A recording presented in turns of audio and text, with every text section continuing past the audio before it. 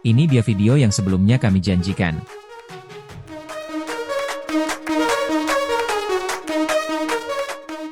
Pernah gak sih kamu ngerasa udah kerja keras, tapi hasilnya tetap aja berantakan? Proses di tempat kerja lambat, banyak kesalahan, dan pelanggan mulai komplain. Nah, disinilah Six Sigma bisa jadi penyelamat kamu. Di video ini, kita bakal bahas cara menggunakan Six Sigma dari nol, lengkap dengan tahapan DMAIC dan toolsnya yang sering dipakai profesional dunia. Jadi, kalau kamu pengen jadi problem solver sejati, jangan kemana-mana, kita mulai sekarang.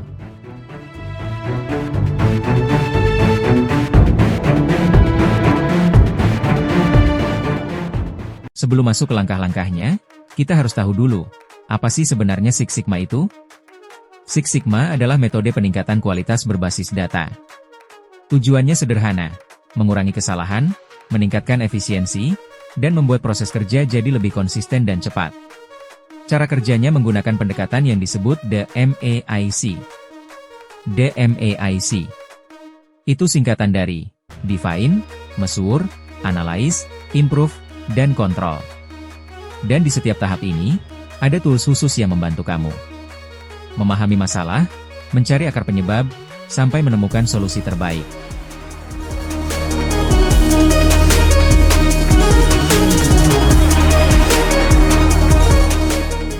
Tahap pertama, Define.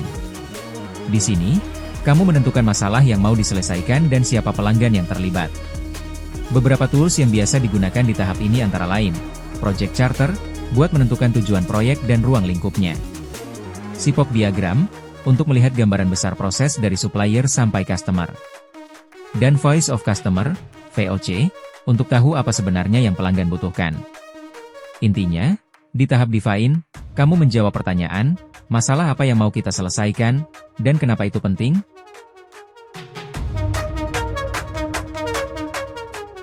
Setelah masalahnya jelas, lanjut ke tahap Measure. Di sini kamu mulai ngumpulin data buat tahu seberapa besar masalahnya. Tools yang digunakan antara lain, Data Collection Plan, biar datamu relevan dan terarah. Check Sheet, buat mencatat hasil pengamatan secara cepat. Dan histogram atau Pareto Chart, untuk melihat pola dan prioritas masalah. Ingat, kalau datanya salah, hasilnya pasti salah. Jadi pastikan kamu punya data yang akurat sebelum lanjut ke analisis. Tahap ketiga, Analis. Nah, disinilah kamu mulai mencari akar penyebab dari masalah yang terjadi. Tools yang sering dipakai antara lain, Fishbone Diagram, atau sering disebut Ishikawa Diagram, buat memetakan penyebab dari berbagai sisi, manusia, mesin, metode, dan material. Five Whys, teknik sederhana tapi ampuh untuk menggali penyebab paling dasar. Kalau kamu suka statistik, bisa juga pakai regression analysis. Buat lihat hubungan antar variabel dalam data. Tujuan tahap ini cuma satu, temukan akar masalah sebenarnya, bukan gejalanya.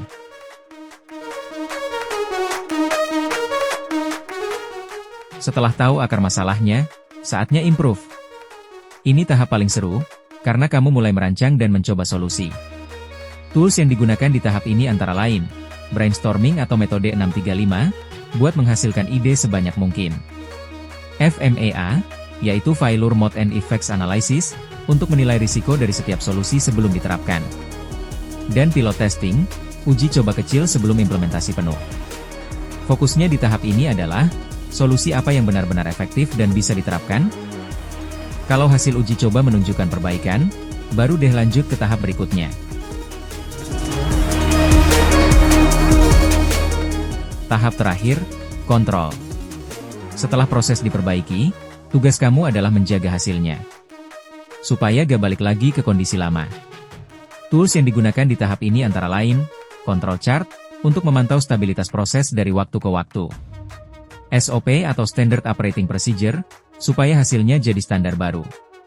Dan training, biar semua anggota tim bisa menjalankan proses dengan cara yang sama. Tujuannya adalah menjaga agar perbaikan yang sudah dibuat bisa berkelanjutan.